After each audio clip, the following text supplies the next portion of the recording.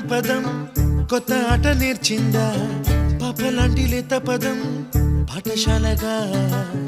కూనలమ్మ జానపదం పల్లె దాటి వచ్చిందా